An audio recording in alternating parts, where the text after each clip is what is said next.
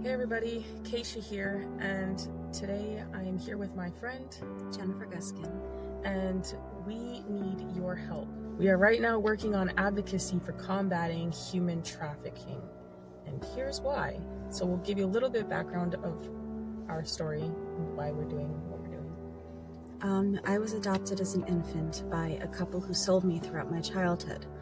I have been to Epstein Island and on multiple Lolita Express types of flights as a child.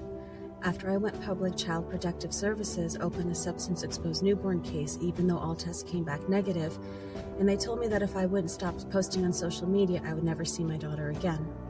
I started to connect how I was adopted as an infant and then sold throughout my childhood, how many other children who have been through the adoption, foster, and CPS pipelines have also been trafficked to Epstein's Elk. And as many of you guys know already, based on the work that we do at the CARES Project, I'm an American Indian born in Canada under the Jay Treaty. My father and I were exposed in the improper contagion mitigations for the COVID pandemic in early 2020. As a result of this, I lost everything: a house, cars, corporate assets, jobs. Bank accounts were shut down in Canada, and I fled to the US as an American Indian, fully documented, and was trafficked by rogue agents in ICE and other agents in the government, and forced to live with single American men. I was even imprisoned for 7 months initially, and then trafficked throughout the states. Put on full surveillance tracking and wasn't allowed to leave the city, house, or state without permission, or work without permission. And that happened for many years, and I was on and off the because of that, and in and out of shelters. And that is just a small example of what many go through in this trafficking system, be it the family courts or otherwise. So that's why the CARES Project will be going to DC to speak with representatives and do live reporting. We're also going to be in contact with other families who are dealing with human trafficking, and through the CPS courts or through any other means, lesser versions of trafficking, and doing reporting on them live and otherwise. We will also be working on, we ultimately want to shine light on what's going on with the trafficking here in the US. And we also want to meet with various agencies in DC, and we'll be going back and forth for training sessions and other things so that we can be better equipped to help people deal with resolving some of the issues that we're seeing. We will also be putting forth petitions in government to help people get justice, and that's something that we have been working on already so far. We have some petitions that have recently been filed in the state of Colorado, Michigan, Texas, and Arizona, and we will be continuing. But we can't do this on our own. We will be traveling to events and training courses, as well as DC on a consistent basis. We also have to get acceptable equipment, such as computers, cameras, interview gear, etc. There will be other miscellaneous costs that would also be like gas, food, and rooms if necessary. So that is why we are working towards combating human trafficking, and that is exactly why we need your help. We cannot do this alone, and most what the CARES Project does is on its own dime. And so we do love and appreciate each and every one of you that support us and all the work that we do. As many of you know, we also live stream on Lindell TV every day. And everything we do, like I said, is on our own dime. So we appreciate all the love and support and all the people who do donate. And we would very much love and appreciate that still. Thank you everybody for your time and considerations. And thank you for all the support. And we will catch you guys in the next one, and hopefully we might see you guys in the future and come across you and maybe be able to do some great things together. Hello, everybody, and welcome to the CARES Project podcast. Today we have with us, obviously, Stephen, Andrew, and Mike. He's from Proverbs Guys Ministries, and my daughter, the host, Keisha. We are going to be talking about some of the issues that we're seeing here with this red pill, some of the stuff that we're seeing with um, some of the more degrading behavior with the younger generation, where the red pill has this ideology of degenerate. Like, I mean, they're denigrating women. They go after the women that are, I guess they call them Rio fours, the women that are on OnlyFans and all these different things, and extol certain I- ideals over others, and some of them are very unrealistic. Keisha, have anything you want to say before we start getting into this about the whole red pill stuff? Uh, yeah, Red Pill is getting pretty annoying at this point because it's doing anything to actually help the problem. It's actually feeding the problem.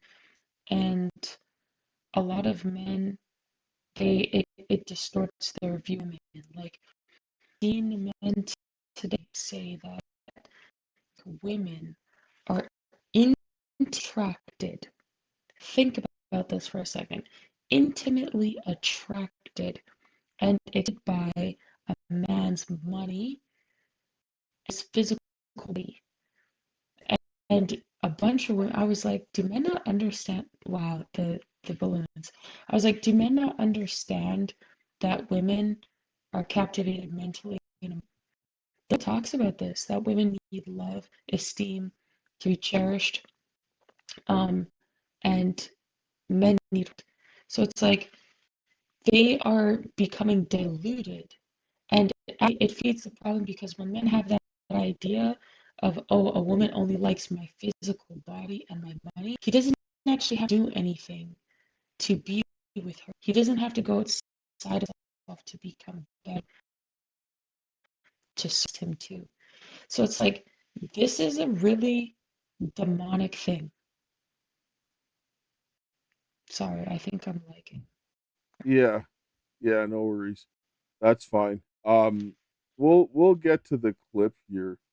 We'll pull up the clip with the guy here. That's the red pill guy. We'll start with that one first.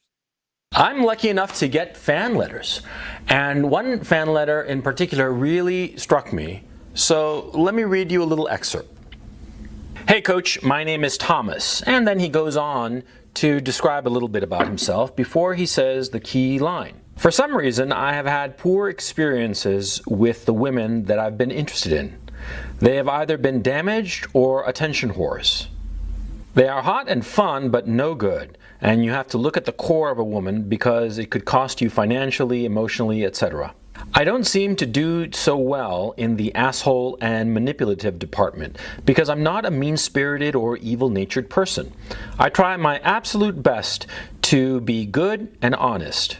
I don't do well with engaging a woman's emotions because I feel like it is natural for my behavior to always be good, reliable, caring, a high quality of treatment, and consistent.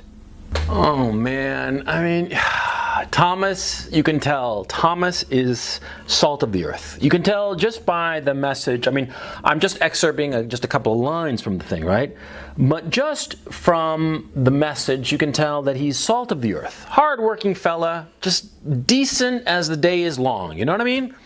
And of course he's going to get over by whores and damaged women. Of course. Whores and damaged women are going to light on a nice guy like flies on shit. Yeah, of course. Of course.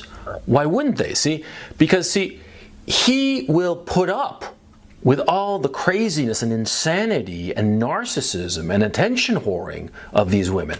Yeah, that's what they'll do. They'll take advantage of him. And it's a sad state of affairs, but it's the way of human beings, yeah?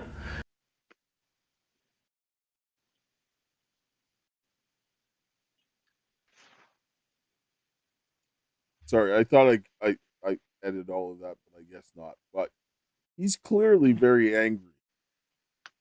Yeah. Clearly. I mean, I don't even know what to say.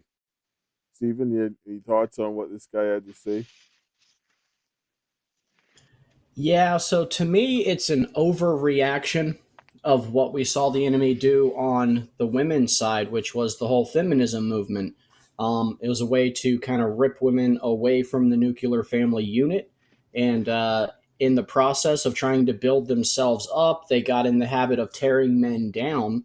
And then you see the extreme demonic overreaction from the alpha male community, where they want to now build themselves back up. And in the process of doing that, they think they have to tear the women down.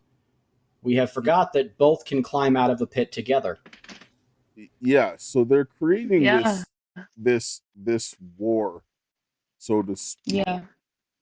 And I'm gonna play something here. Let me get this here. I'm gonna pull up another clip from this girl here that But you know what? Even when, like, just briefly before you pull up that clip, I saw a picture today online of a girl. She was in a bikini, and next to this sign that said vitamin C, and it was, SEA, because she or whatever. But the bikini, obviously, back is turned to the camera because she's showing all her and everything.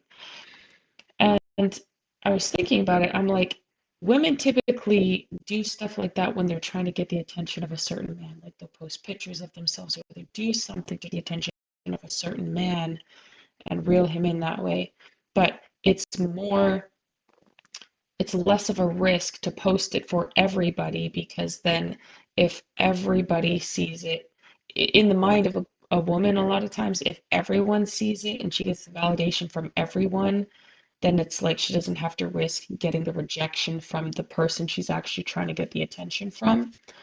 And I think because men today and I'm not blaming men for the poor choices of women. I'm just saying, because everyone has to be accountable for themselves. I'm just saying that I think because of the way that society has made it very easy for these things to be done, now, like on top of the war that you were talking of, Stephen, that they are trying to start between men and women, not realizing they can pull themselves out of the pit together as opposed to like kicking each other down.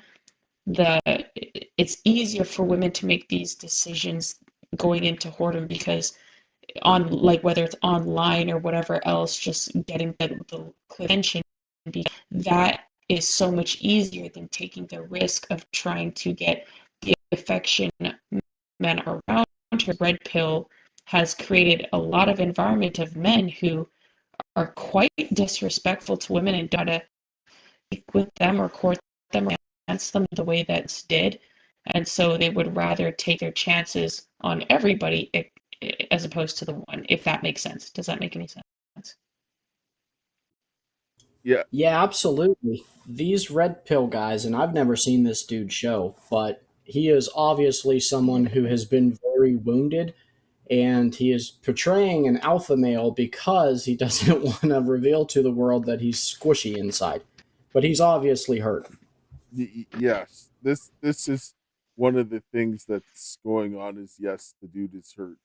I want to pull up a clip now. This is Lily Phillips, and she is a Gen Z. She's 23, and this is something that want to kind of look at what she says about marriage. And what about love? Do you What, as want in, love? Real love? I would love to get married one day. Right. And what does that, and in that documentary, again, I felt like there's so many things to talk about. Mm-hmm. You said, like, it does worry me, like my parents, are worried about, like, the type of boyfriend I might have. And then you joked and said, oh, but he might have to be happy with hiring me out. Yeah, and yeah. I was like, that's so, for me, it felt really exploited and abusive. And I think you don't need to share with anyone else. He doesn't need to hire you out. Like, we deserve to be, sacred in a relationship. And is that something that you think you could commit to later down the line, of actually being with one guy and remaining faithful to them? Because being married, because you just said about being married, is about being committed to each other, not committed to everyone else. Like, is that something that you think you would be prepared to do? I mean, when I said about the hiring out, I more meant, like, I would love if a husband was happy to let me sleep with other guys. That would be a dream for me. Wouldn't you think he was a knob, though? No. Surely. Men want to hunt and gather, right? We predominantly were born to go and hunt and gather. Men want to protect. They don't like sharing. So for any man to feel that his wife is everybody else's, He's not a real man. Surely that would be an ick for you. No, I find that kind of like closed-minded because I know so many people in the porn industry who have a very, very normal relationship, but they both do porn and they're both sleeping with other people and they're both very happy and content in that. And I think that's what people don't get is like there are people out there that are very happy with that kind of lifestyle. But yeah, but you said I think that's normal, but I don't know if that is normal. I think it might just exist. But predominantly In my world, it's normal. Yeah. But predominantly when people make a commitment to be with each other, it's to be with each other, not to be with everyone else. In like a very society standard relationship, yes. Do you understand the term sexual energy exchange? Yes.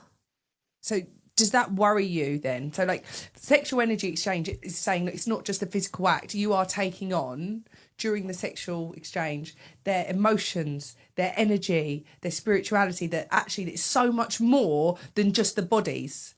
And that, we're all energy at once. Does that not worry you that you've given so many men the chance to enter something that should be sacred to you? I personally don't find sex sacred, and I don't believe that like you take on all their emotions and stuff like that. I mean, I'm a very happy person. I've been with a lot of people and I'm still happy. So, but I believe in that with sex comes energy, of course, that like you feel energy of your partner, but I don't necessarily believe you take on all their burdens and things like that. No, but it's an emotional exchange. It's not, that's what they're saying. It's not just physical. There comes so much with it. Mm.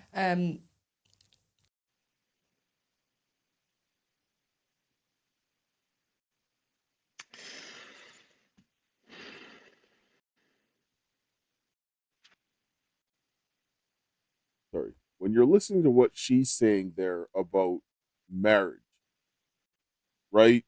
And this is one extreme on how she's talking about it. And then you look at what that guy is doing on the other extreme.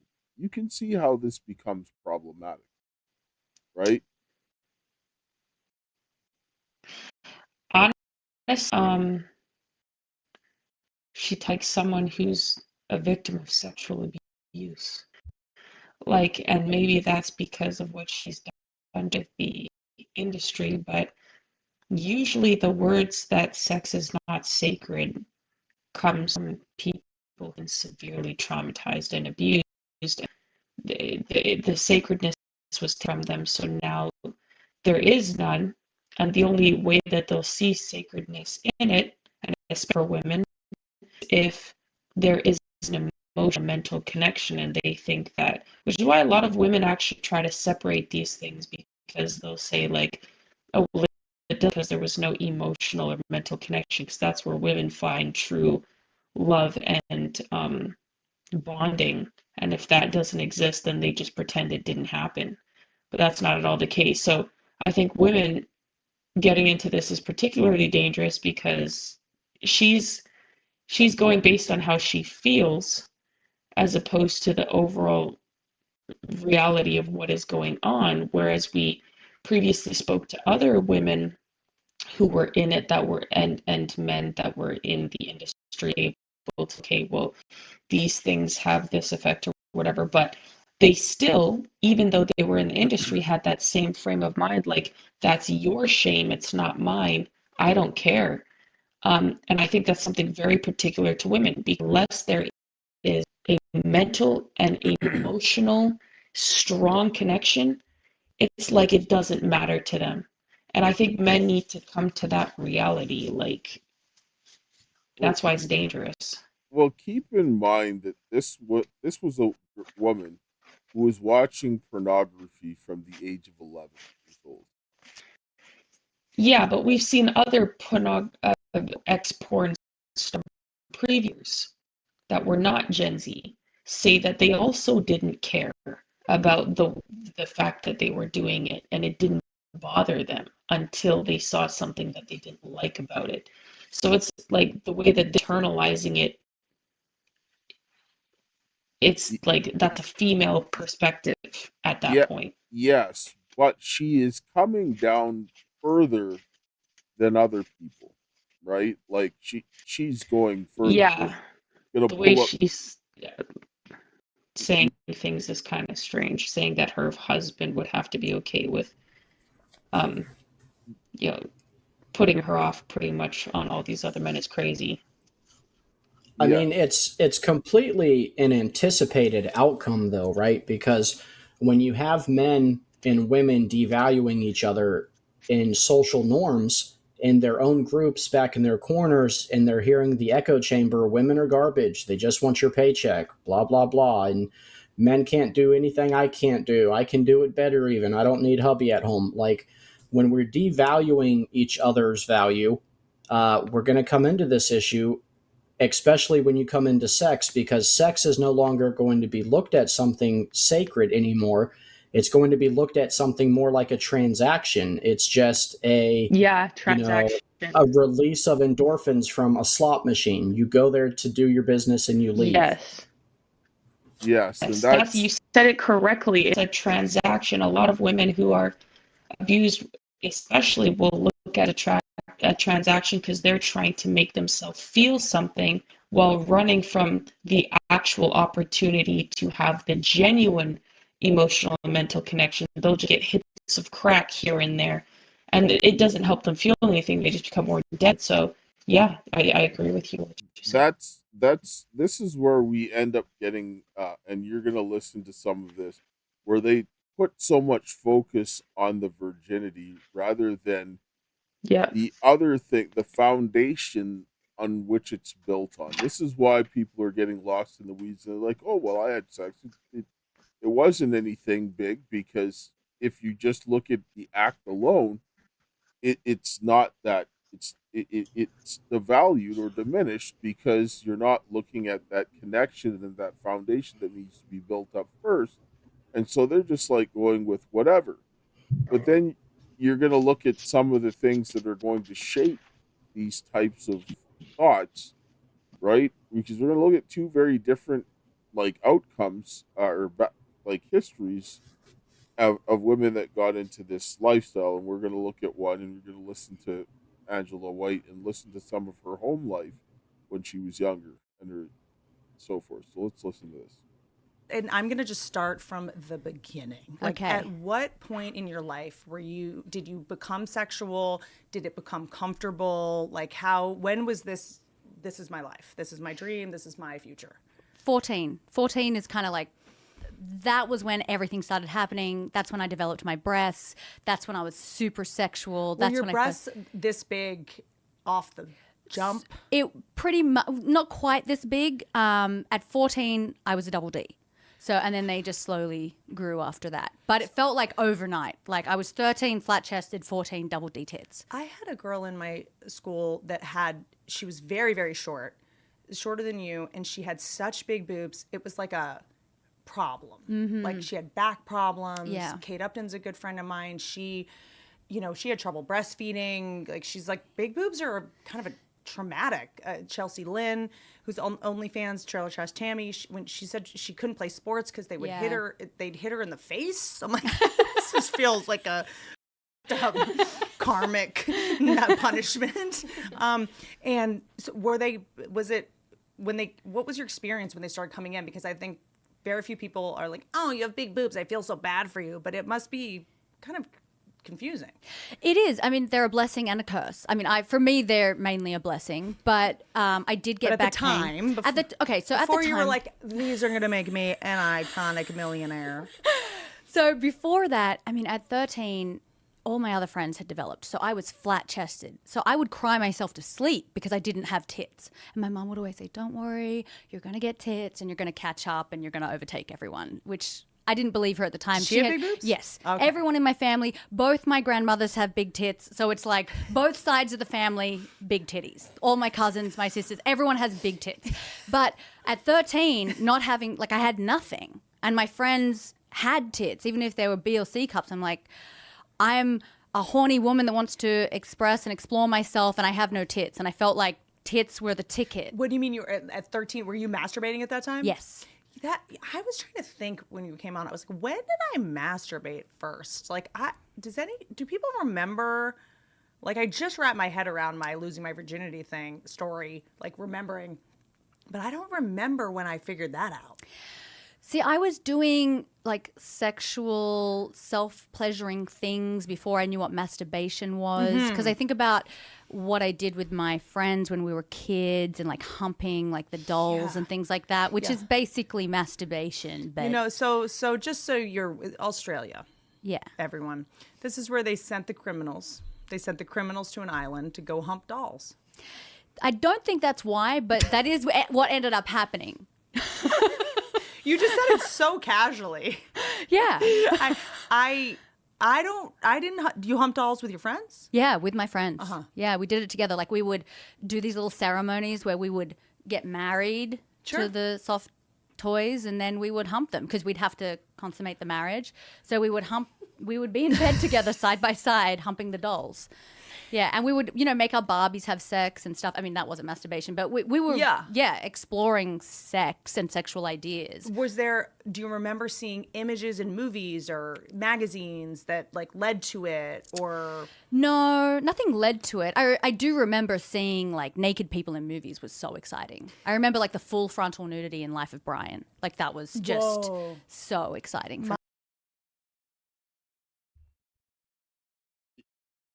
Yes. And so you can sit down and begin to understand when you see these kinds of things what ends up shaping people's experiences, right? In case I Yeah, sound- so go ahead, Ed. we made sex so casual, and they've devalued sex so much it's no longer an emotional exchange. And that's why a lot of times women will leave that act and, depending on their situation, they'll leave with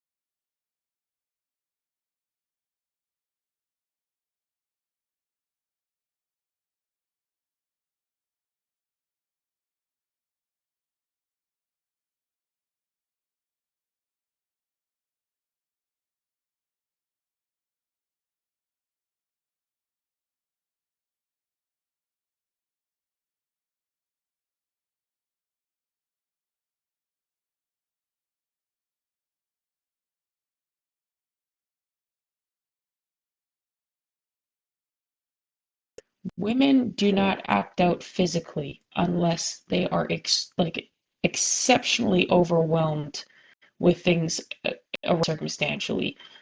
Women tend to take things on themselves personally and not others because they tend to want to hurt themselves first, which is why they end up, self-harming, like or other things, or they will, eat disorders.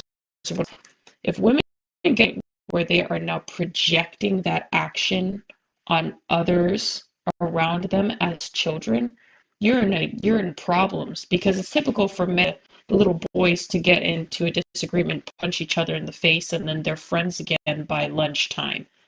That kind of stuff is not typical for little girls. Extremely concerning. It means, in my mind, I'm like, this girl was abused, because it's not normal. It's not normal for little girls to act out that way, for one, and two, it's not normal for a little kid to be seeing that stuff so frequently to the point where they want to replicate, well, frequently in general or at all, and then into replication with themselves and those around. That's mad to me. But yeah, I know what you said about the value for intimacy, because my generation, for example, Gen Z and on here, no value for it whatsoever. It doesn't really mean anything to anyone. There is no intimate level of it. And again, like you said, the women are going after the money and other stuff to feel like they've at least gotten something out of it. Say, haha, I got you. You didn't screw me over. You slighted me emotionally, but I at least took some of your money, because that's where it's going to hurt you the most. So yeah. We're just going to take a short commercial break, and I'm going to come back and bring up another clip here. Hello, everyone. I'm excited to announce the next generation of energy drinks, Rev 7. It has no sugar and no caffeine. Instead, Rev 7 uses Go BHB. Go BHB is one of the body's primary ketones, and it provides the most efficient and clean fuel that your body needs. It also helps you stay energized all day with no crashes. Not only that, it produces 3 times more brain energy than sugar, which helps boost your memory, focus, and mental sharpness. It also helps reduce stress and helps balance your mood. Rev 7 does all that while being the best tasting energy drink ever. So go to mypillow.com or call the number on your screen. Use your promo code to save 20% today. I'm so sure you're going to love Rev 7. For a limited time, you get our introductory 3-pack absolutely free. I drink Rev 7 every day and I absolutely love it, and so will you. So if you need any, want to go for try out the Rev 7 or any of the MyPillow products, go to mypillow.com/Karis. Call 800-845-2942. Use the promo code Karis. There's other ways you can support. You can look at the stuff down in the ticker and support a good cause. I mean, go get yourself some pillows and stuff. So we're looking at a lot of this type of, different experiences with the sexuality and so forth. I'm going to pull up this other clip that Angela continues to talk a little bit more about her dynamic of parenting at home, and it'll sort of give you a little bit more perspective on what's happening here. Mine was household. Like I had family members that cheated and stuff, and I would go to the mistress's home and so see stuff. And, Oh, wow. Yeah, I remember the household was sexual. There were women in the house naked, coming in, coming out, and I can't really delineate whether it was like, ooh, this is sexual, I'm into sex, or it's like, ooh, this is what gets my dad's attention, so I should do that. Look like that or act, you know what I mean? Like Yeah. it was kind of like at a very early age. Oops. At an early age, I was just so fascinated with naked bodies and sex, even if it wasn't like a sexual thing. Bodies are just so ridiculous. And it's How can weird you that not we're be? not allowed to see them. Why can't How I can see you it? let a kid love a moon bounce but not jump on titties? Same. Do you know what I Yeah, mean? soft, bouncy things. I was that weird kid at school in the back of the library reading all the sex books. Like there was a book called Where Did We Come From, which had all the cartoon illustrations of naked people and reproduction and reproductive organs. And that was fascinating to me. And I was, I knew I wasn't supposed to look at it every single day. So I'd always go to the back of the library to stare at these cartoon images. So I've always been fascinated by sex and sexuality and naked bodies. But Yeah. was there a religion in your house at all? Because I think maybe in America, I'll speak for, there's just such a religious shame, like a fabric of shame that underpins everything that I feel like. I was brought up Christian, but it wasn't like a super strict religious household. My mum was really open with me about sex and What does she masturbation. do? She's a photographer. Cool. Yeah, so it makes sense that I ended Totally. up on the other side of the screen. But yeah, she was really open with me. Like she gave me a copy of the Height Report. Do you know this book? Sheer Height wrote this book in the 70s, and it basically surveyed women on their sexual experiences and on masturbation and how they masturbated. Because she wanted me to. She actually asked me "Do you know how to masturbate? Are you coming?" At what age? I can't remember what age. I want to say it was around 14. It was around that age. And so she gave me this book. And in the book, women detail the ways. Height Report, Yeah. HITE by Sherry Height. Yeah. Wow. So in that Add to book. cart. Yeah. It's a classic text. And women detail the ways that they actually masturbate. And so it was, from reading that book that I got a mirror and looked down at my vulva and figured out where's the clitoris and learnt how to masturbate. That first time you put the mirror up, it's a real. It was good to have studied so many illustrations Right, on right, what to because be prepared. I knew Yeah. kind of what it was supposed to look like, Yeah. so it wasn't so scary. Traumatic. Yeah, Yeah. So I was masturbating. Why does pretty this late. look like my laundry basket? Was she very involved when you were like going through puberty and having your period and stuff? Yeah, so when so she knew when I had a boyfriend, she knew that this was probably going to be the one that I lost my virginity to. So even before like that happened, she was like, if you want to have sex, like let's talk. I'll give you some condoms, all that kind of stuff. And then when I lost my virginity, she gave me like a present, like a losing your virginity present. Yeah, she bought me some lingerie. Oh So, my goodness! yeah, my mom was great. Turned down for what, Mama White? She was great. Damn. And Yeah. was she married? Yes. Or your Yeah, father yeah, was there? yeah. What's his deal? I mean, what do you mean? What's his Like deal? who? It's like he's just what's up with him? What's up, Dad? I guess I'm just like I don't know. I mean, that explains a lot of what was going on. And what they don't understand is that you can't get a child to go and start engaging in sexual behavior and expect them to form proper boundaries all by themselves. It's unreasonable, right? And the parents, without guiding them, because sex in and of itself is not bad. It's the context in which under which it's done. And But then, why is a 14? Sorry. well, that's really it. Go ahead. No, but why do you need to give a 14-year-old, a child, a book about sex that actually goes to the extent of showing them how to participate and get themselves off like 14, and then you give them a gift to celebrate losing their virginity, like grooming, like that is crazy to me. Like that is like on one level, I just, that makes me very upset. That makes me very, very upset because I know her, but what kind of mother, like what if imagine if a father did this to his kid, he'd be in jail. So why can women do to their children? Why is this allowed? Why is that okay? And why blatantly come out and say stuff like this if it was your father? Because jail. So why are people coming out and this is how indoctrinated our society is, that women can do this to their children and get away with it. Like why? And look at the damage, because it's like, oh my gosh. I mean, I just can't. And then she was a Christian. She said she was a Christian. And she father in the home, which is way more crazy, because what in the world was going on? Like what was going on? Like I have so many questions. Like blowing my Andrew, mind, man. you want, Well, it you want, is, but it's Steven, not. Like, Steven, you want to weigh in on yeah, sorry. Yeah. So, I know Americans are considered closed minded, call us old fashioned, but here in the US, especially down here in the South where I'm from, I'm a Southern boy, that is just a clear cut case of child grooming.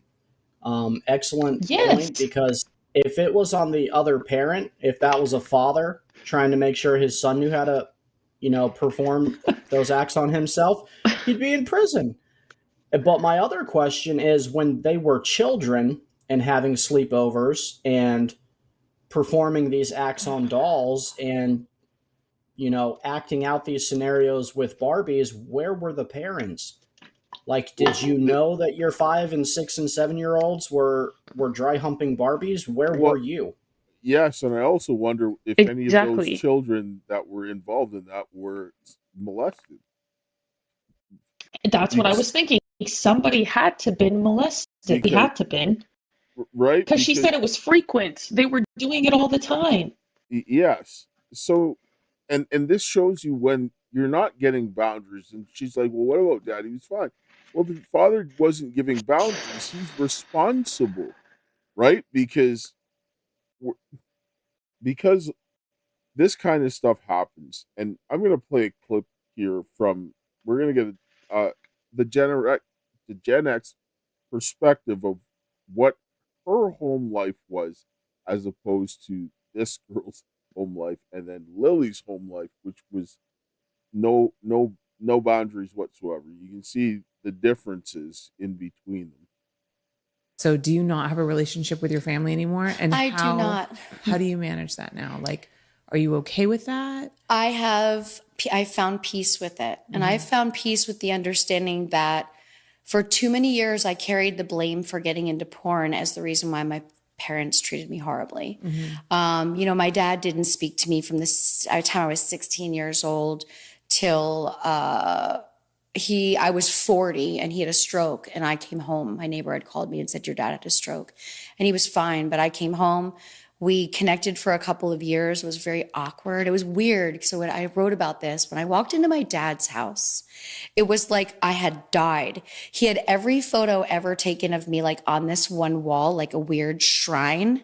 And then when you go to my mom's house, she wants to act like I'm dead because she doesn't want to associate with me because I'm a porn star. So there's no photos of me in her house. Wow. So it was like this weird, and the way that alone played on my emotions was heavy. And again, you don't realize it till it's not there.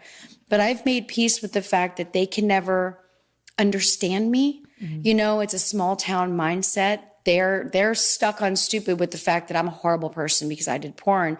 And anytime I wanted to address my abuse as a child, my mom would bring this up. And so what I've realized is after the first year, I felt healthier because I wasn't on a roller coaster ride.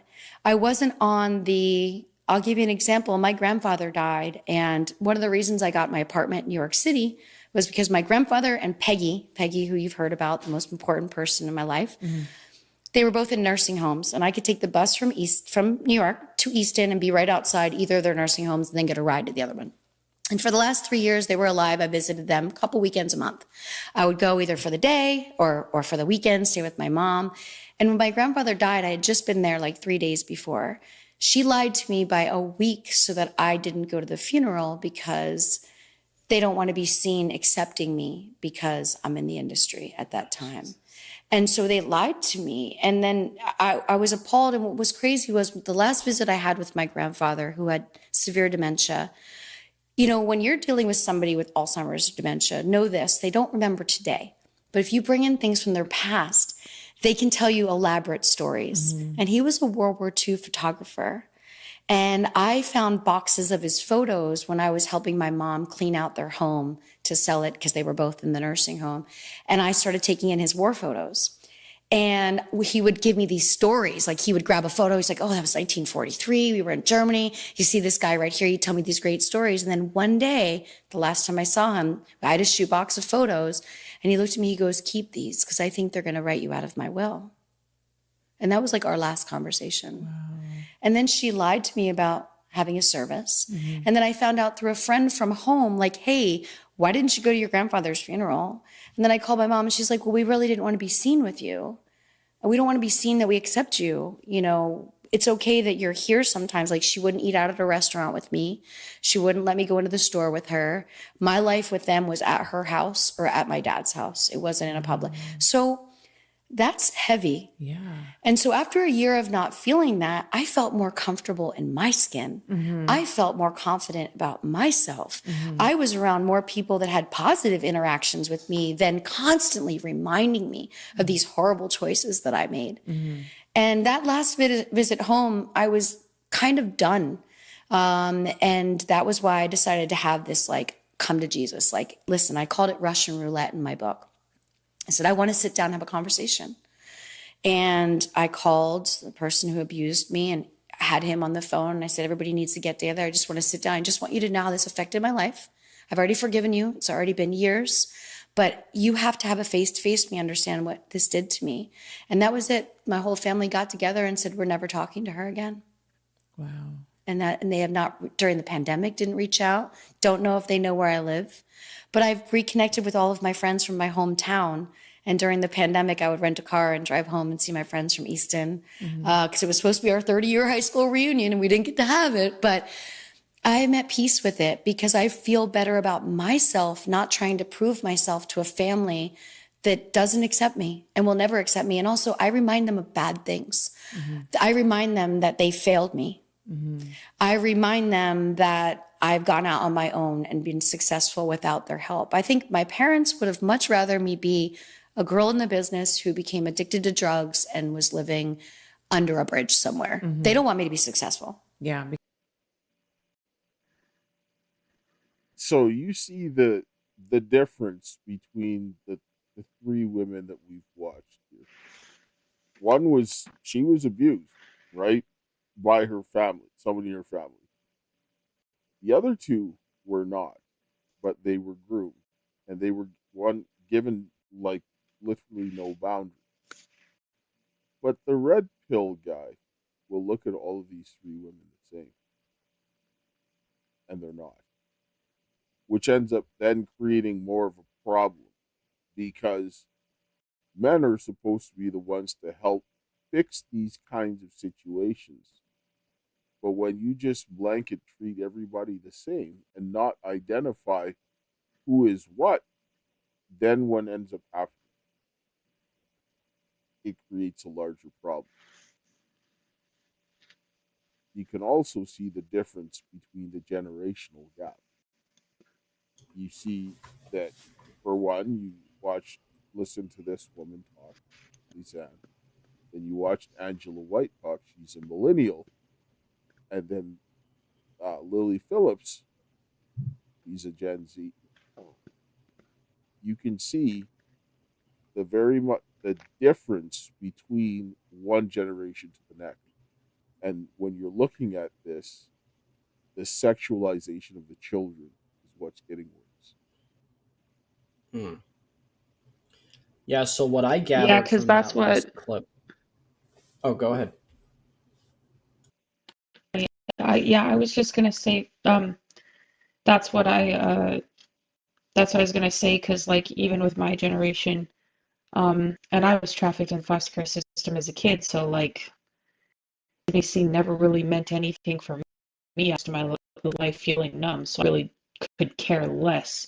It really didn't have any value to me. I wanted to be in a family is what had value to me, because I could see the potential for like emotional and mental connection. But as the generation goes more and more, the children are being more groomed for that purpose, because I guess you understand what I'm saying. Anyways, go ahead, Stephen. Yeah, so what I gathered from it is, we're often products of our environment. And the girl pointed out how her parents refused to take accountability about how she was molested as a child, which is terrible. Yeah. But in turn, she is now, as an adult, not taking responsibility for bringing that shame upon her family now that she can control it.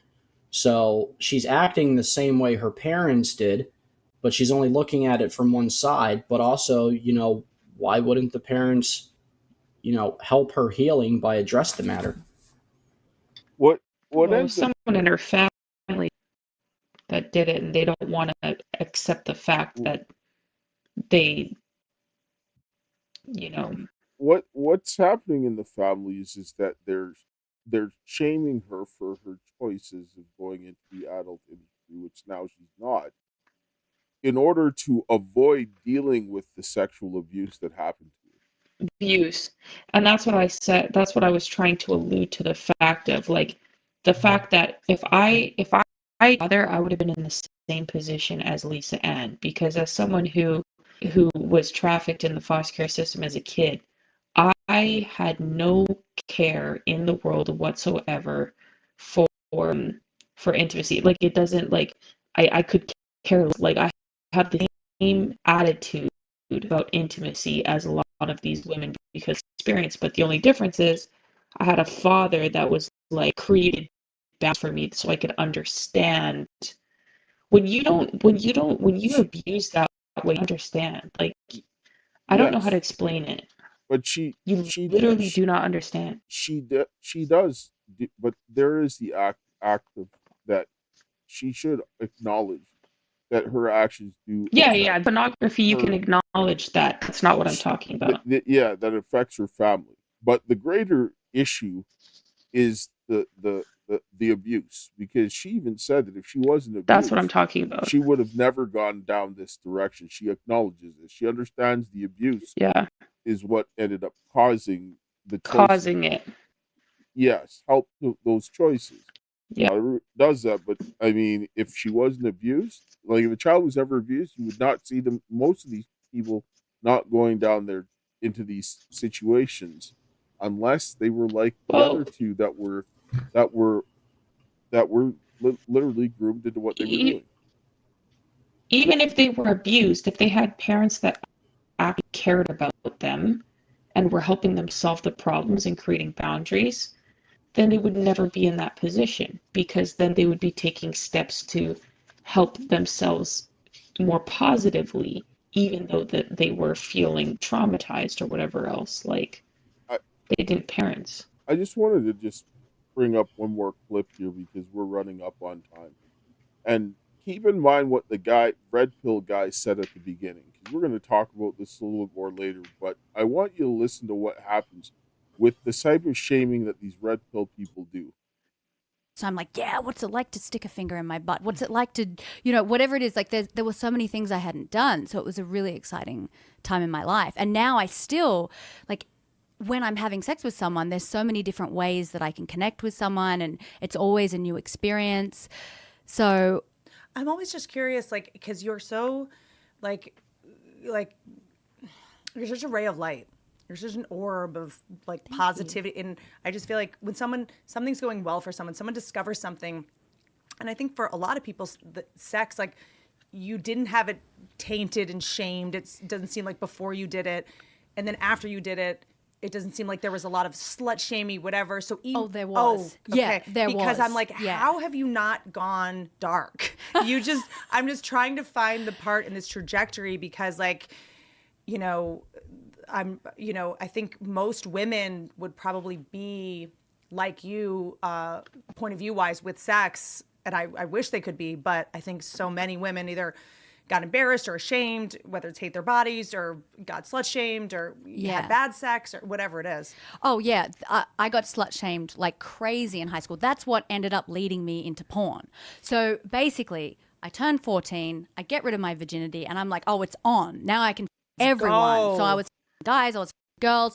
I was slut shamed for every way that I expressed myself. Girls, was that like I just want to learn about it, or like I'm attracted to that? Both. Both. I wanted to try everything. I was attracted to women, but at that time that wasn't cool. It wasn't cool to kiss girls. So that was probably the thing that I was shamed for the most, was having a girlfriend in high school. What? Yeah, that was like not. And I guess at the school I was at, it was just like there was so much So you were dating a girl in high school, like full on. dating full on. And I actually was made to apologize at school assembly for kissing my girl in the quadrangle.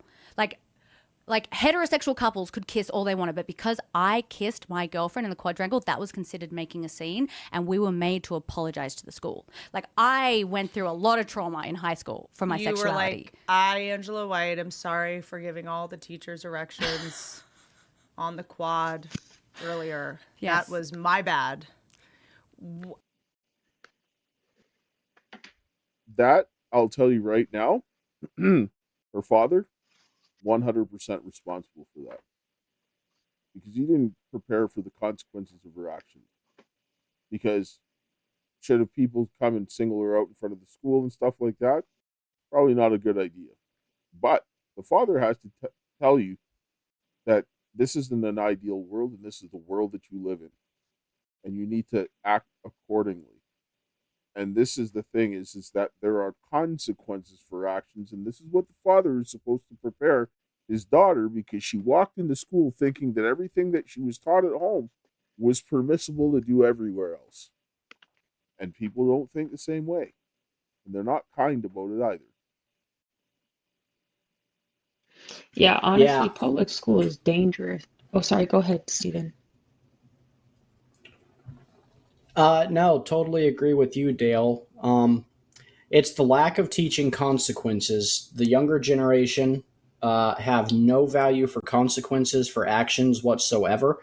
And also, I believe that's the same girl whose mom was introducing her to it at a young age. So Yes. she literally had that sacred value of sex stolen from her as a child when she was groomed by her mother. So obviously she's going to go through life without valuing it, and that's a sad result. So the father's responsible for not teaching her that, hey, you know, part of being a slut is you will be slut shamed. And the mom's just as responsible, but more, for grooming the child. Yeah. Well, the Go thing ahead. is, when you're a teenager, there's a completely difference. I mean, someone actually. I think if you're an adult, you're participating in whoredom. A child, you are participating in abuse that you are replicating. The child cannot be a whore. They cannot, because what they're demonstrating is the fact that being sexually abused and groomed, that child needs help. And once upon a time, if a kid did that, get taken from their parents' home and put into foster care, and there would be an investigation and people would be in jail. Now we blame the child for acting out on abuse instead of punishing the parents and getting that child into a place rehabilitated and get help. We're running up on time on this segment. Sorry. Yes. Yeah. So I'm gonna close here with a prayer. We can come back on the other side and just finish up quickly the whatever we have left. But so if you're watching on Lindell TV, you'll see it the next day. All right. Heavenly Father, Lord, we thank you for this day. We thank you for your love, grace, and mercy. We thank you for the hope that you have given us this day. And Lord, help the men and women to come together to rebuild our families, our communities, and our nation, and help us that we would protect the children who need it very much is my prayer. In Jesus' name, amen. We will be back shortly to finish this up, to talk about the grooming aspect that continues to go on.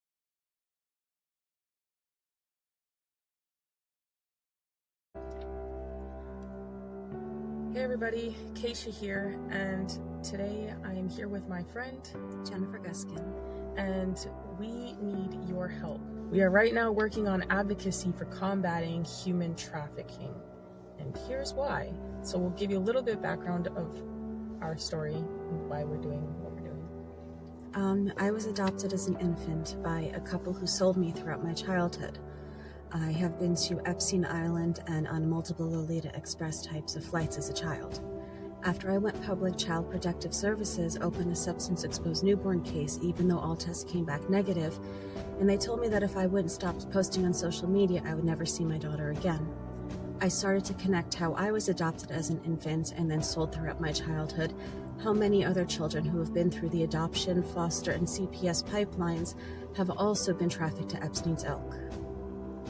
And as many of you guys know already, based on the work that we do at the CARES Project, I'm an American Indian born in Canada under the Jay Treaty.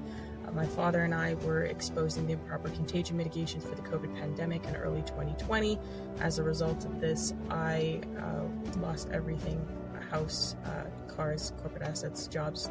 Bank accounts were shut down in Canada, and I fled to the US as an American Indian, fully documented, and was trafficked by rogue agents in ICE and other agents in the government, and forced to live with single American men. I was even imprisoned for 7 months initially, and then trafficked throughout the states. Put on full surveillance tracking and wasn't allowed to leave the city house or state without permission or work without permission. And that happened for many years, and I was on and off the streets because of that, and in and out of shelters. And that is just a small example of what many go through in this trafficking system, be it the family courts or otherwise. So that's why the CARES Project will be going to DC to speak with representatives and do live reporting. We're also going to be in contact with other families who are dealing with human trafficking, and through the CPS courts or through any other means, lesser versions of trafficking, and doing reporting on them live and otherwise. We will also be working on we ultimately want to shine light on what's going on with the trafficking here in the US. And we also want to meet with various agencies in DC, and we'll be going back and forth for training sessions and other things so that we can be better equipped to help people deal with resolving some of the issues that we're seeing. We will also be putting forth petitions in government to help people get justice, and that's something that we have been working on already so far. We have some petitions that have recently been filed in the state of Colorado, Michigan, Texas, and Arizona, and we will be continuing. But we can't do this on our own. We will be traveling to events and training courses, as well as DC on a consistent basis.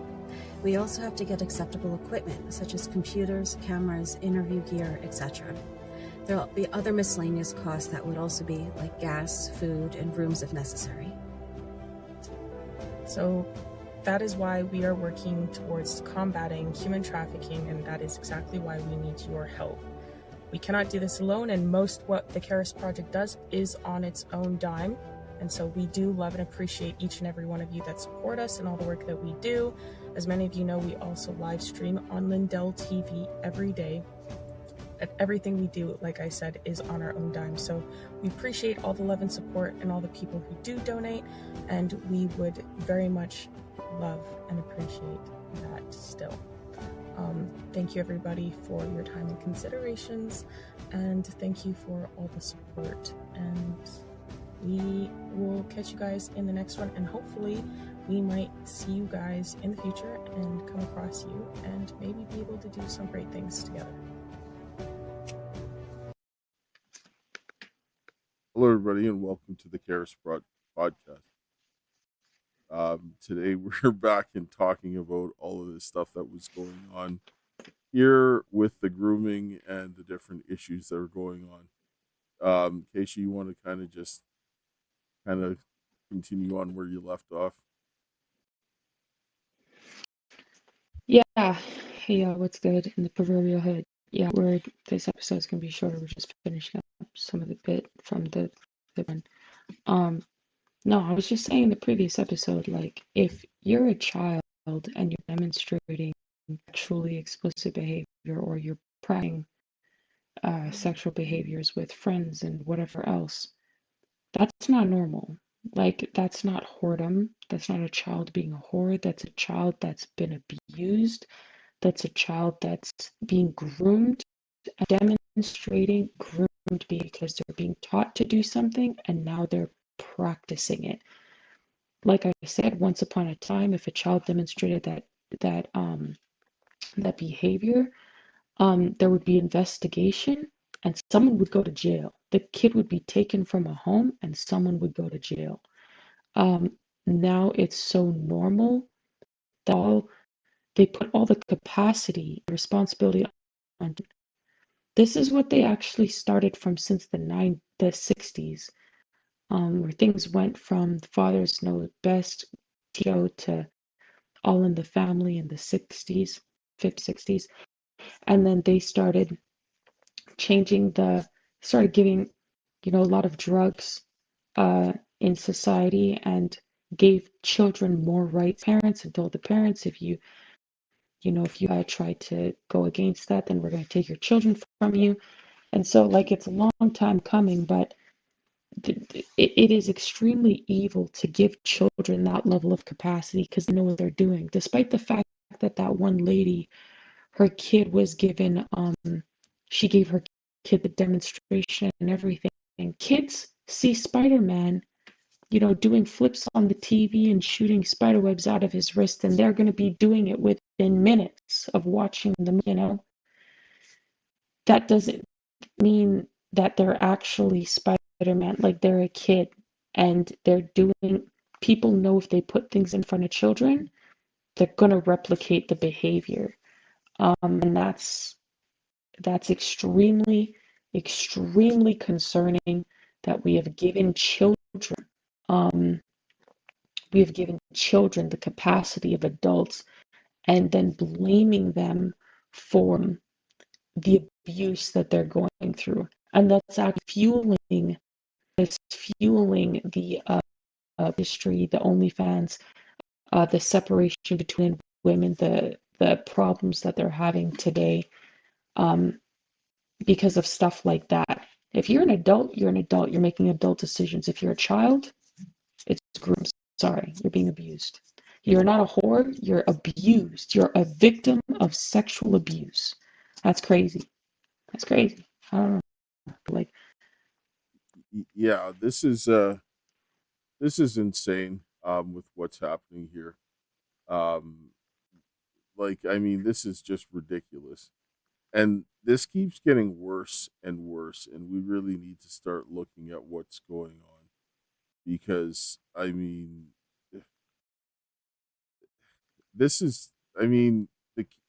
it's clear that something wrong is going on. You can look at the differences between what's happening. Because one person is having issues because of what's happening to them. The other person's is going on because they're getting groomed. And then after, because of that red pill philosophy, this ends up having a negative effect. Yeah. On top of those women, because when, like Angela White said, when she was shamed, she went ballistic. Yeah, because you cannot shame a woman the right thing. First of all, she doesn't even understand what's going on. She's been groomed to do this behavior. And then people are shaming her like a demon, a kid.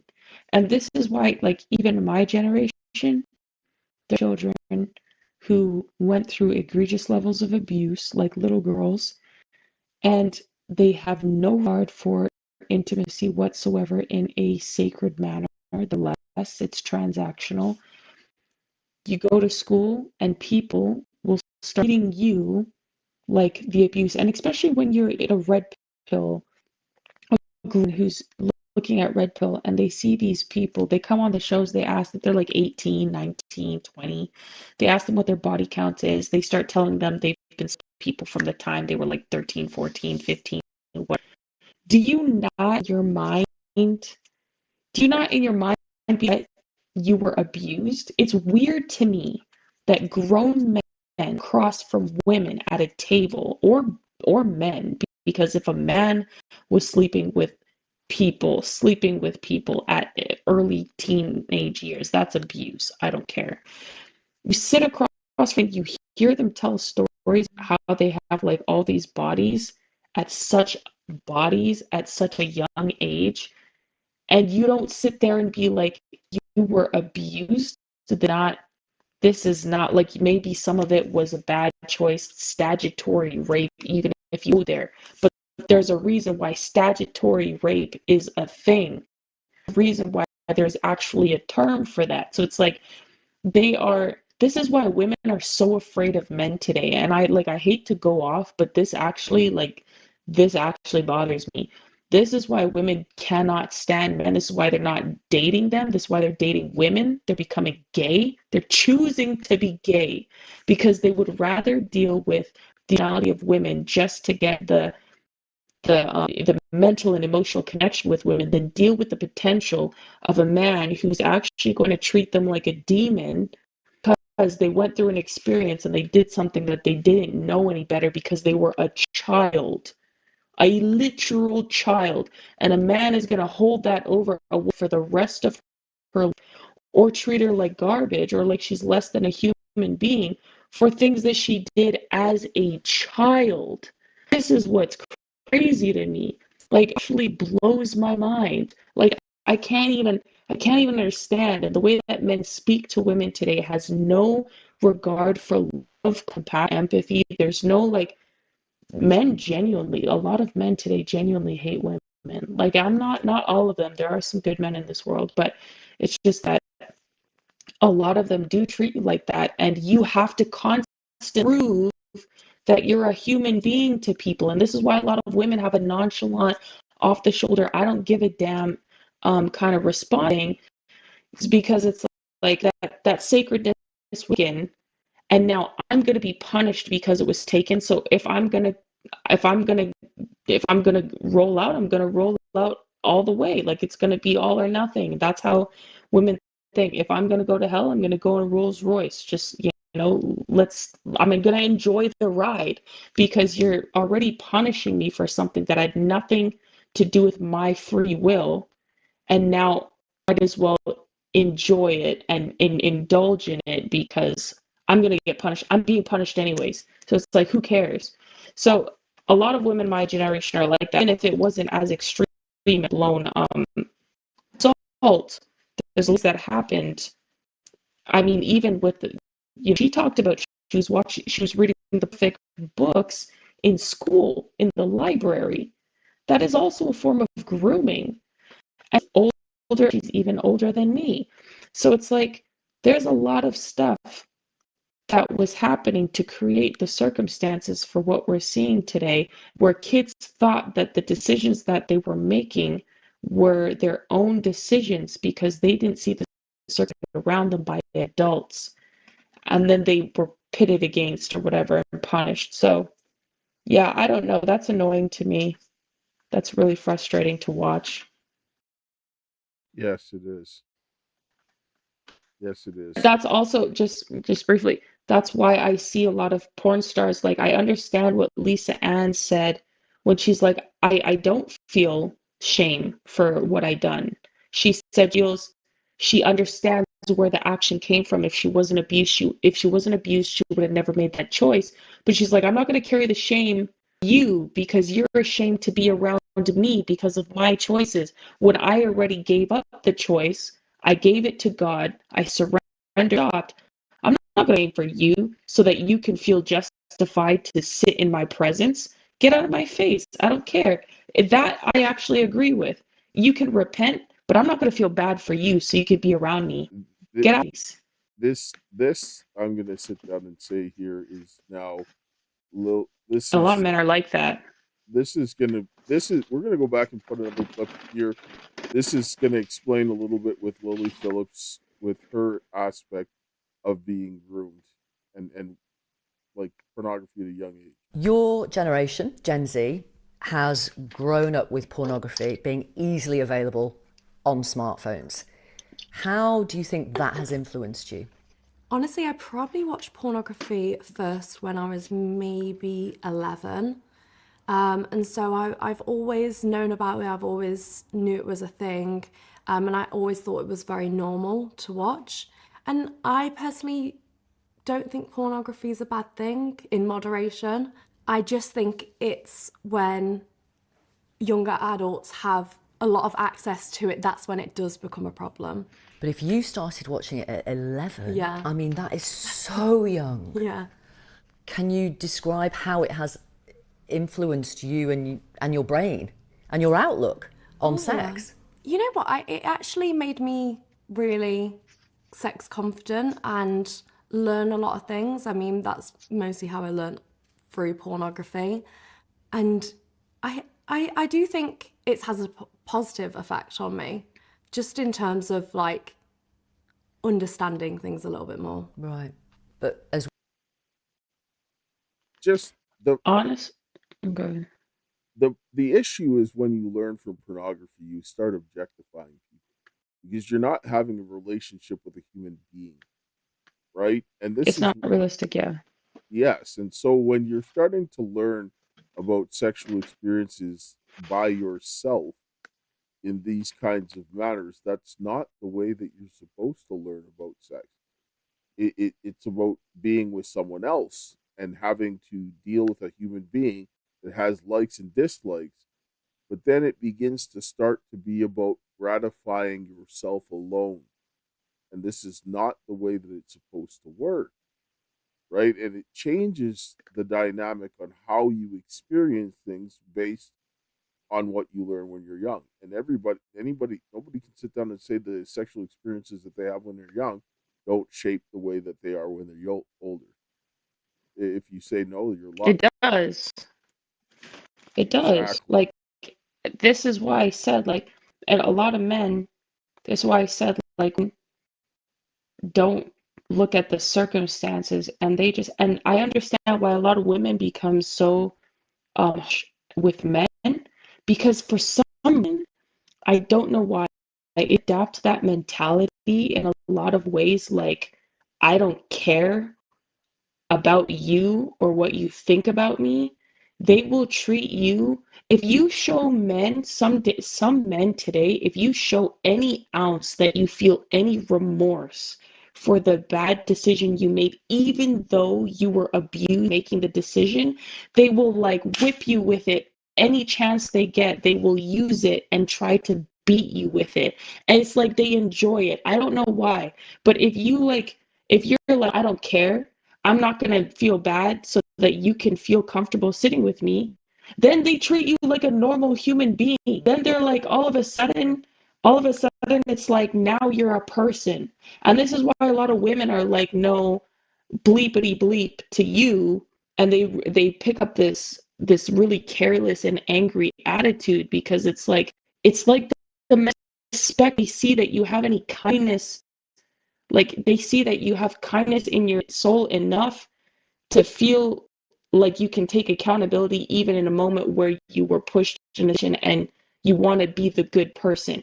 It's like, I can't understand that. I can't, because when they're in the situation of the puffy and they're like, screw you, like, yeah, whatever, and they'll respect you. But as soon as you're like not in that situation of abuse, or maybe out of your own, all of a sudden you're a filthy animal and they can't stand you, like, and you're not a human being that doesn't deserve life. I can't understand. I'm sorry. Yes, I know. Now I want you to listen to what Lily is going to talk about from her perspective. Just listen to this. And I think it was about a year and a half ago is when I first got into porn. So I started having sex with men online and selling them videos and stuff like that. And I did that for probably about 6 months, until it got kind of just a little bit like stale and a bit boring.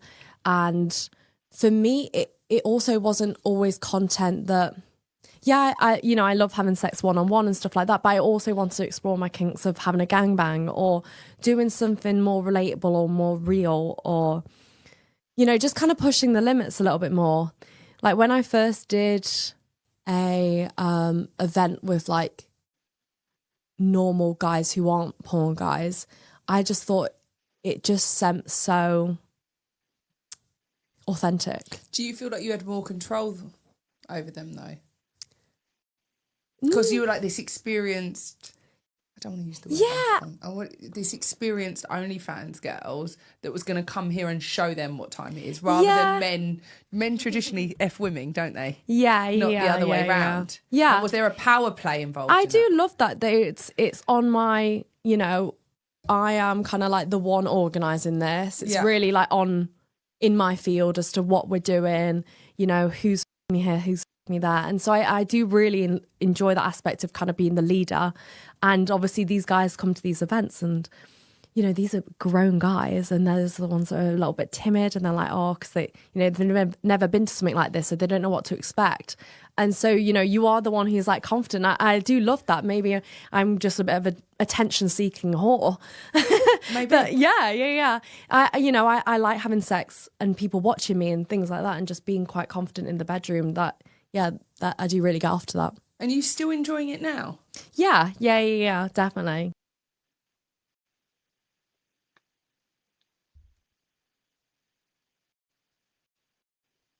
Yeah. The way that she said she gets off on the control organize, like, because she's the one organizing the event. And this is why especially women who are abused, they need the boundaries, fathers and men around. Because someone mentioned me the other day that like I'm a really good leader or whatever, and I manage situations quite well in situations where other people, you know, struggle too. And I was like, but that's only because I follow the direction of my father. Like literally the only reason I can do that well is because I follow the direction of my father. I trust, like, you know, the way that we work together as a team. Women who are traumatized or, you know, get themselves into these situations, the men think that they are, you know, in one way, a woman's disrespecting herself, obviously, by doing this, but she sees it as her being domineering. And a lot of men, they don't look at the behaviors of what women are doing because they don't care. They're like, oh, women are just doing this. But it's like, you still have to look at the intention as to why a woman is doing things. And a lot of the things that men allow women to do is actually feeding their mentality, that of power and control. And if you let her do that, she's like, okay, I have one up on you again, and the next one, and the next one, and the next one. It's why a lot of women who are traumatized don't like goods, and they think they're actually toxic, because that good guy is not going to let you in the one up and the one up. They will just straight up like not engage your foolishness on foolishness, or they will actually give you solutions and solve problems, and that will make a woman feel bad. And she'll think he's a bad guy because she's so used to a man who doesn't have boundaries, just letting her feel good by doing this stuff. So, like, do you see what I'm saying? Like, it's an extremely dangerous game that she's playing there. Yes, this is why there has to be boundaries, and not having boundaries. That's crazy. Is a bad thing. Now we're gonna listen to this, and we're gonna listen to what happens here with this with Lily again. Okay. And Bonnie Blue doing the 1,000 Men. Apparently it's not true. What are your thoughts? I don't know. I wasn't there. Is it even possible to sleep with 1,000 men in a day? Because you must have figured that out backwards. That's why you started with 100. You know what? I think it is possible. I do. But I feel like you were in an arms race for the 1,000 a day, because she came on here at Christmas and said, I'm not doing it, knowing full well, obviously, that she was doing it. Yeah. How did you feel then? You had obviously declared this title and then she goes and does it. I really don't mind. It's not some kind of competition. You know, I'll still do my own thing. No? I mean, if people want to pit us against each other, that's their problem. So it feels like there's this leveling up of like extreme content. Yeah. And I'm guessing, because it's kind of what she was from saying to me, the more extreme, the more press, the more people go on your OnlyFans, the more you can charge for a video. Yeah, it doesn't necessarily work in like the most extreme, because even people who, you know, the most popular porn stars are not the ones who are doing the most extreme stuff. Like, there's always going to be someone doing more extreme stuff than me. Like, it's not a race to get who can get more extreme, for me anyway. So what drove you to do the old people then? Because the only way you would want to sleep with those guys is, no, let's be honest, yeah, is to be like, I'm going to get some publicity on this, because there is no way on God's green earth. They're not even mobile, some of them, were they? And a question, were they porn stars or were they just old dudes up for it? Oh, you can't tell us that. So who sits down then? Like, is it someone in your team's like, do you know what? She's done 1,000 men. No. We're going to America. Let's just go and get the old boys. Like, whose idea is that? It was mine to do with the old man. Yes. Why? Because I knew that it'd get you attention. It makes a good headline. Like, it does. Yeah, true. And that's what I'm saying. So with the more headlines comes the more notoriety. Is that the idea that then it pushes more people to subscribe? Well, that is obviously how if you want to make more money or be more successful, you have to get the attention of the media 100%. And how do you deal with like the hate and abuse? You know, I'm just not that affected by it. Never been? Not really, no. Obviously, like, if someone calls you a fat cow, you're like, right, nice. Yeah. But, like, people say it so often that it's so, like, I just don't really care. And where do you see it mostly, online or in real life? Oh, definitely online, yeah. Because I know people hide behind screens, like, they just never say that to you in your real life. Yeah, I think your volume's off as well. Never mind. No, how she mentioned before, made attention whore. I think that, like, as women are so desensitized to the sacredness of, like, that's itself, and then on top of it, they are feel-good addicts and they're chasing emotion in a different way, because there's not that emotional and mental connection. They're gonna actually need to keep, she said she loves being praised that way, like in those acts with all men. It's like you have all those men constantly. In a way, it's like affirmation or validation to you that you can feel good. When in reality, the man that should be praising you and admiring you is your husband. And because you don't have that, you're going to be filling that void with all these different men, because it's like when you're online, you know, and you like, if I post a photo, you know, people will slide DMs, people will say like a bunch of stuff under the thing, and a lot of girls like that. But I posted a video about how much endless DMs actually feel like staring at the bottom of an alcohol beverage. But, you know, I'm not an alcoholic, and I don't even want this, because it's like you realize that all of these affirmations and things that you're getting, it is so empty. It doesn't feel like anything. Maybe in the moment you might get a hit of crack, but it doesn't last. So you have to keep replenishing it. But, you know, it's not something I really care for anyways, because I want a husband, and because I know that's where the long-term value is going to come from. But if you don't understand those things, you're gonna think that, okay, well, this makes me feel good, this is fine. Women very much become desensitized to those things, because women naturally already only look at things from the emotional and mental captivating standpoint. So they're gonna be like, oh, well, this makes me feel affirmed, whatever, I'm admired, whatever. And it doesn't mean anything to them, because they're like, it's not like, this is just a transactional card list. So it's not even, that's why in the other video, she's like, oh, it really affect me. If you see what I'm saying? Yes, we just need to stop. Oh, it does, even though it does, because she is wrong about that. But yes, we just need to take a short commercial break, and we'll be back. Hello, everyone. I'm excited to announce the next generation of energy drinks, Rev 7. It has no sugar and no caffeine. Instead, Rev 7 uses Go BHB. Go BHB is one of the body's primary ketones, and it provides the most efficient and clean fuel that your body needs. It also helps you stay energized all day with no crashes. Not only that, it produces 3 times more brain energy than sugar, which helps boost your memory, focus, and mental sharpness. It also helps reduce stress and helps balance your mood. Rev 7 does all that while being the best tasting energy drink ever. So go to mypillow.com or call the number on your screen. Use your promo code to save 20% today. I'm so sure you're going to love Rev 7. For a limited time, you get our introductory 3-pack absolutely free. I drink Rev 7 every day and I absolutely love it, and so will you.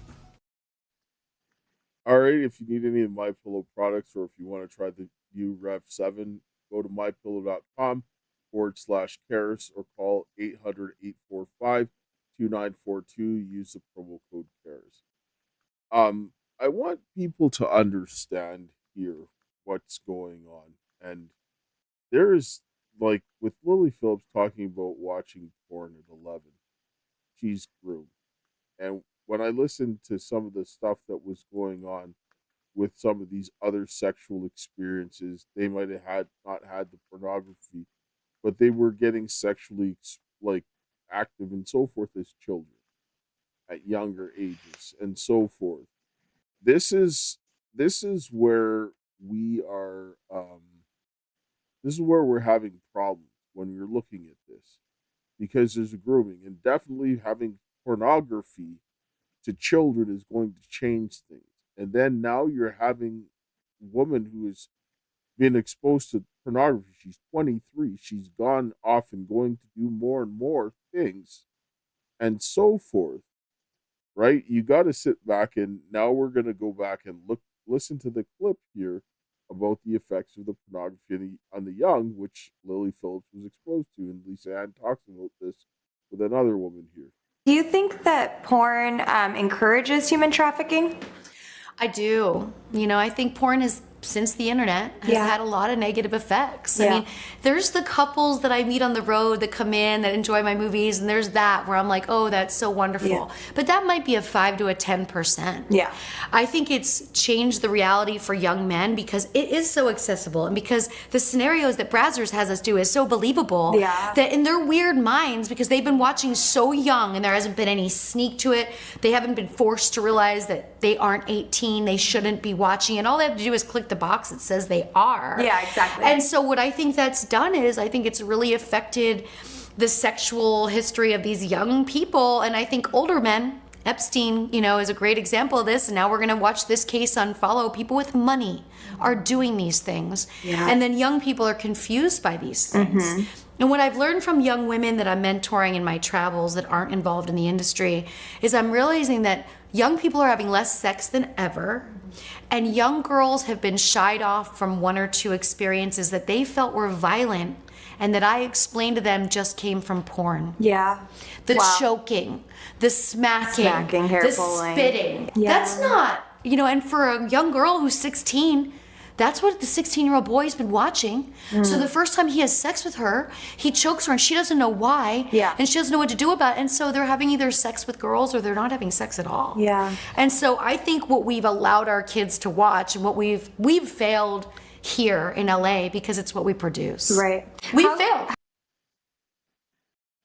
Now, when you take that into consideration, and Lily Phillips is watching pornography as an 11-year-old, if it's going to have an effect on the boys, it's going to have an effect on the girls. And when she's having this extreme behavior in doing things that even other people that are in that same industry are beginning to sit down and say, whoa, you're going a little too far. And the other girl there, Bonnie Blue, where they're pushing certain things, it gets to the point where she's doing certain things just to get more, and Lily Phillips straight up said it. She went and did that for old men to get more things in the media, get more press, to drive more money to her bank account. Right?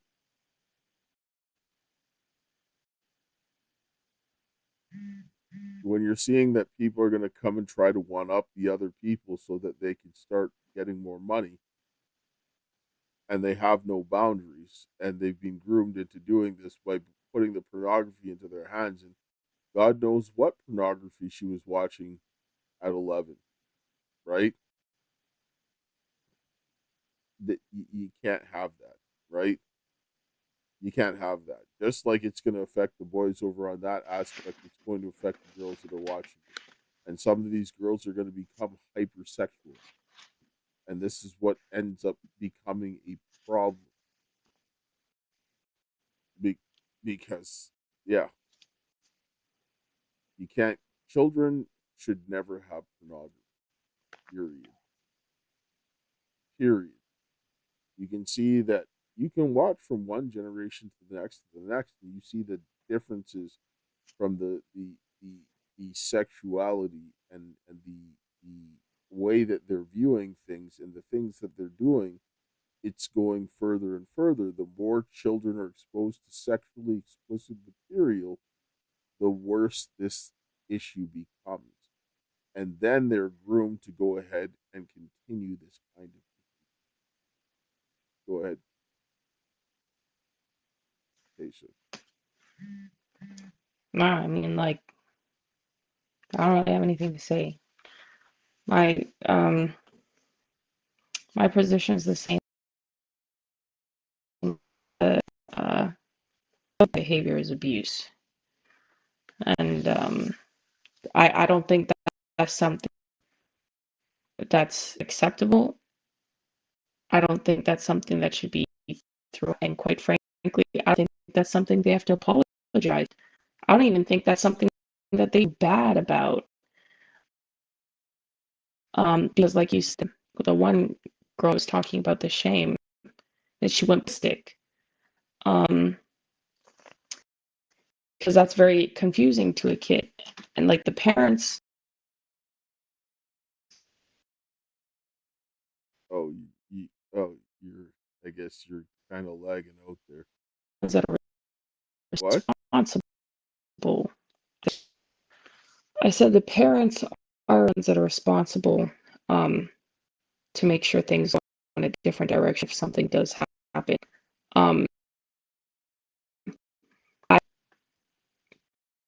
If kids are demonstrating behavior as children, that's something that they should even feel personally responsible for that about. Like you feel bad on the level like maybe you affected another person, but I don't know, kind of like that's come to me because it's like all of the kids that are involved in that are being abused, and like this now as adults. Once you're an adult, it's like okay, now you're making decisions as an adult. You need to get help. Like Lily's an adult now. Like no, this is making my brain hurt. She doesn't think that it's like she says that porn damages other people's brains, but it hasn't really affected her. But yeah, that's not how that works. Yeah. And well, that's what I said. When you're doing things that making her feel better, or like she said that she likes praise from the men in those situations. In the act of those things, all those men, it's like she probably was like glorified or something. I don't know. She probably thinks that it's actually benefiting her as opposed to like other people that she's compartmentalizing, but that's not at all that's not at all what's going on. Eventually that fuse is going out because like it gets stale and she keeps having to try new and new things to explore, and eventually she's going to like crash and burn. She's like quite badly. The one thing that I'm going to say is that there is that emotional foundation that is not being laid when you start engaging in those types of things. You're just getting into using primarily the physical actions, and you're never going to reach the same fulfillment without laying that foundation first. It's just not going to work. That's not the way that it was designed. So you're not going to get the most fulfilling, and that's all you know. But then when you have those emotional connection, that bond with that person, that foundation that was there, then you will be able to have it much further and much better in that situation had you not, than you would just having something purely physical, because it wasn't designed just to be physical at all. That's something that a woman is not going to experience. Love and grace, and that actually cares about her. Like, women cannot see the potential of which is why what Jesus did with Magdalene was so important. But women cannot see the potential of how it would make sense that that is an act outside of just something physical, and they experience that love. Like how I mentioned earlier, how like men actually like a lot of times like the abuse, like you are the walk, like you have to justify why you can sit in their presence as if they are God, to justify why you have the right to be a human and be treated with respect as a human being. And they just they if they don't have someone that actually shows them love and kindness and creates the circumstances for that environment for them, then it's going to continue to be transactional, because that's literally all they know. And a lot of women, kids in general, when they're abused as children, a lot of their growth is stunted. Like a lot of their growth mentally and emotionally is stunted, which is why a lot of people are abused.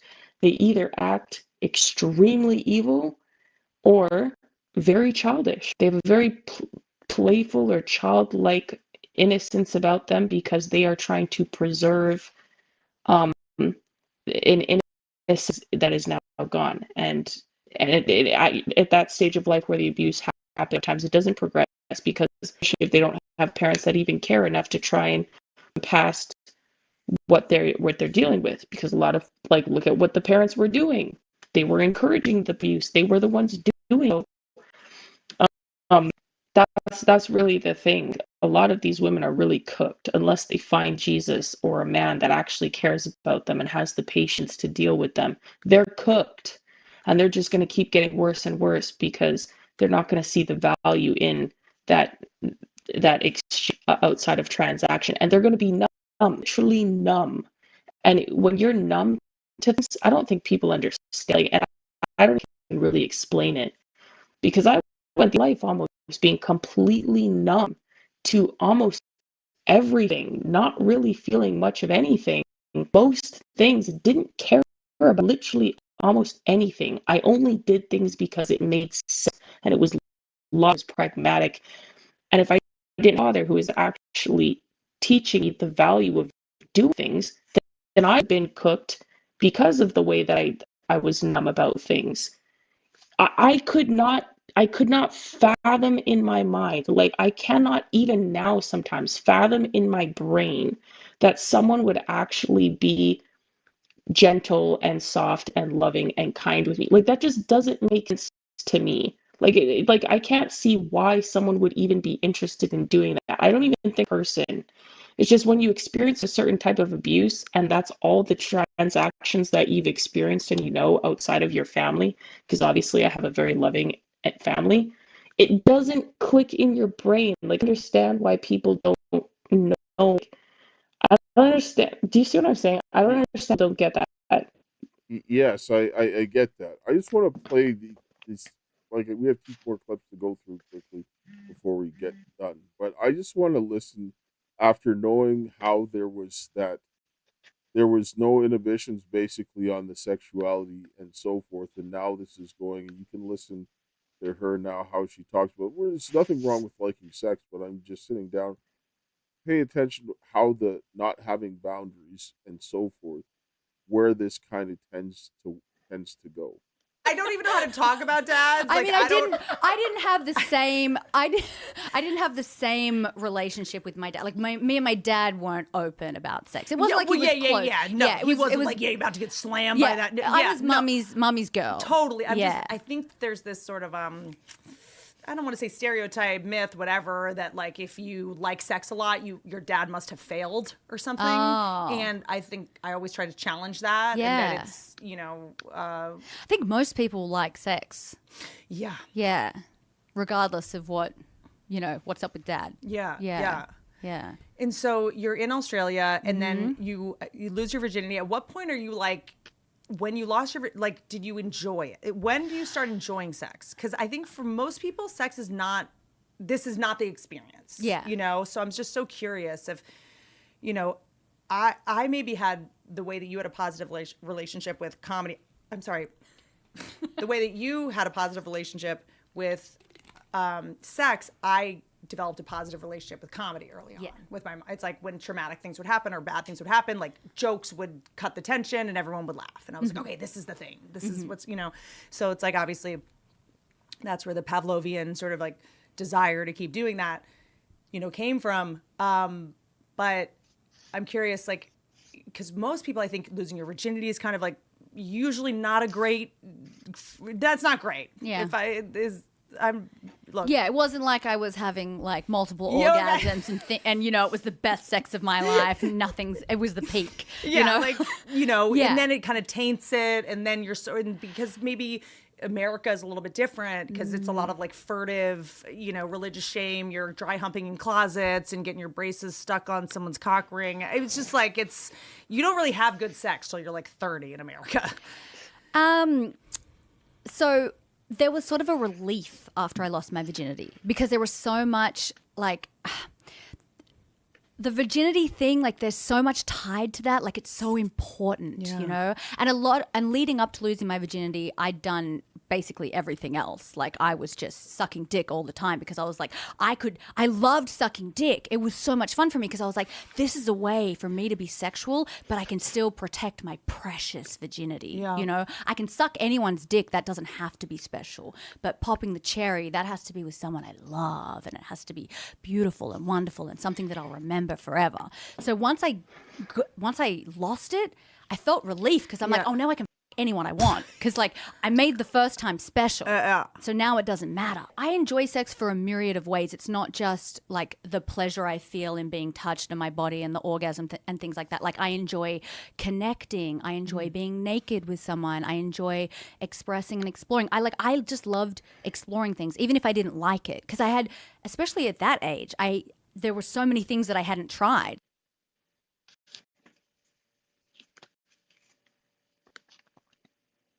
That's crazy to me. Yeah, That's crazy. And there's that you can see where how her earlier life was, how that shaped that, and there was some of that experience. And then you go down and you start looking at Lily, who's been watching pornography from 11, and she's going further and further, and now, when you're looking at the amount of children that are continually accessing pornography, what's going to happen? Right? It's going to get worse because children are watching pornography. They're getting access to pornography. It's grooming them. They're seeing a lot of them are seeing, I mean, very illegal activity. First of all, a child shouldn't see pornography, period. But that Lily was saying, well, it's really not that bad. Excuse me. Honestly, For a child? no, like that. Yeah, what I'm actually going to say is,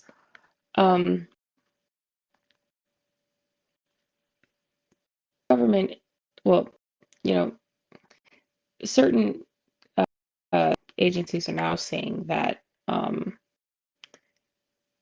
considering that human trafficking victims or people who are victims of grooming, abuse, certain things like sexual abuse, that it actually disables somebody. It makes them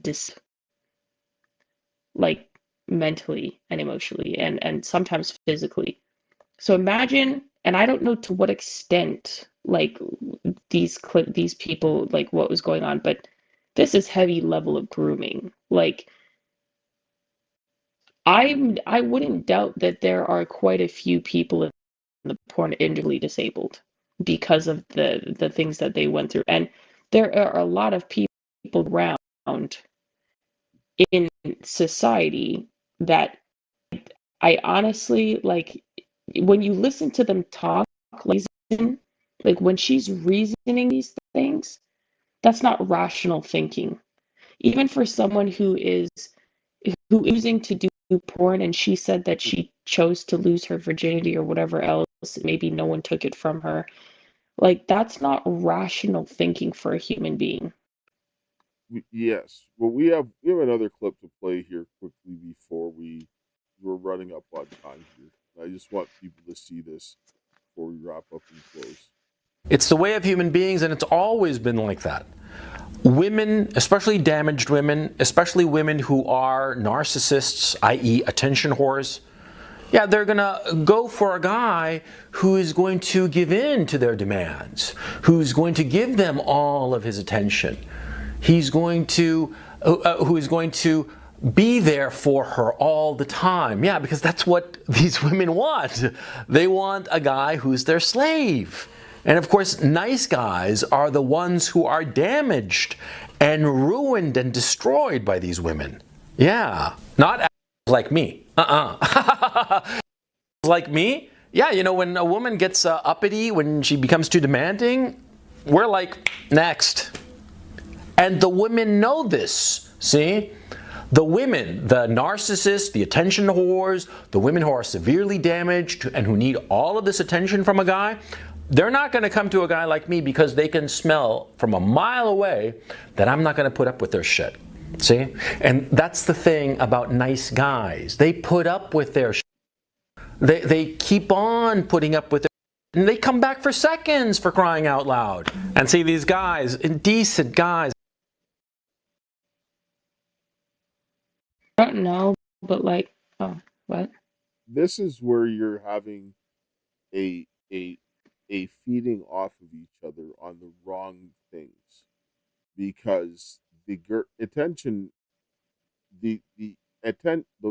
seeking women, like for example like Lily, there's going to be certain guys that are going to go after and get angry and so forth, and then they're going to go after a certain type of guy, and a lot of those guys have been weakened because of the amount of grooming and so forth that they've been put through, because these guys have been watching pornography and all of these things, and they're getting weaker. And the more that these guys go after these women, they're gonna go further. Like what Angela said, she was shamed, and then she drove her further into doing this.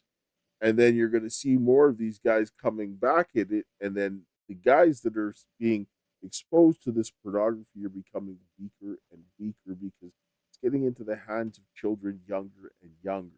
And then these two sides, because you have like some of the feminist ideas and saying that they need to be sexually liberated and continue to push it, then you have these red pill guys coming in and coming after them on both sides, and then the other guys that are in the middle, that are in between these two, they're getting destroyed.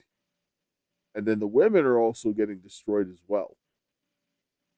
Right? And there's a lot of factors that are out there, because you look at like all of those girls, it didn't just happen by happenstance. Yes, their parents have a lot of responsibility, but all these places that are making sure that these things are readily available to children, they also have a hand in this, and they're pushing this content. And then what ends up happening? They're pushing the boundaries because they've been groomed to do so. Right? Getting sexually explicit material inside of the schools. Same thing that they're talking about, parents are talking about. She got this and was going into the back of the room every day, addicted to this stuff, rather than learning to have some control. Because the library. Yes, there's nothing wrong. There's nothing wrong with having sex. There's nothing wrong with having a high sex drive, but there needs to be a time and a place for everything, right? And but she's a kid, so obviously we're obviously not going to shame adults for having a sex drive, but for kids it's like obviously they shouldn't even have to think about that. Well, yes, but I'm saying that even if you start developing the hormones changing, there's nothing wrong with that. Well, desire, but you have to have you have to use your brain to kind of regulate that so that you don't cause yourself problems, because there's consequences to all your actions. And this is what people have to Yeah. understand. Like, you make choices, good or bad, there's always consequences. And you need to have, and some of the things that she would have gotten herself into in school, if she was told, well, you know what, if you do this here in this situation, this is what's going to happen. They need to, Consequences, yeah. this is where people need to understand that. And because her natural reaction is to just go forward and continue to go like over and above because of all the shaming that was gone. And shaming isn't the way to deal with it. Honestly, no, it's not. Yeah. Either way, this is a large problem that needs to be addressed. And there's a lot of factors that are going on to make this problem extremely bad. And it's coming from all sides. And this is where we need to have serious conversations on how to deal with this, to put the brakes on it, because the more this type of thing continues, the more children are going to be accessing this material. And if that doesn't stop, this is going to be very bad in a very short time. And we can't have that happen. So I'm going to close here with a prayer, and you can have your final thoughts quickly, because we're right up on time. All right. Heavenly Father, Lord, we thank you for this day. We thank you for your love, grace, and mercy. We thank you for the hope that you have given us this day. And Father, I ask of you this day to have the men and the women to come together to rebuild our families, our community, our churches, and our nation, that we can, Lord, get back some sensibility and, correct the evils that have been done, and to protect the children from all this wickedness that we see coming from all sides. And, oh Lord, this day I ask of you this day to help us that we would protect the children, and that we would be able to finish the work until we see you coming in the clouds. Is my prayer. In Jesus' name, amen. Amen. Yeah. Honestly, the way she was going on with some of those, oh yeah, thanks Dad for my prayer as always. The way those stories sounded like she was a whole fiend as a child, which is concerning to me. But anyway, yeah, I don't even know what to say, man. My head's like, I'm actually like this was crazy. Like, sorry guys, like this was insane. Yeah, just double what my dad said. Yeah, double down on what my dad, man, because my brain is like scrambled eggs trying to like process everything I just listened to, because it's mad. Anyway, thanks guys for your time and considerations. We'll check you in the next one. And to my dearest Karis, until we meet again, my friend, and we will ciao.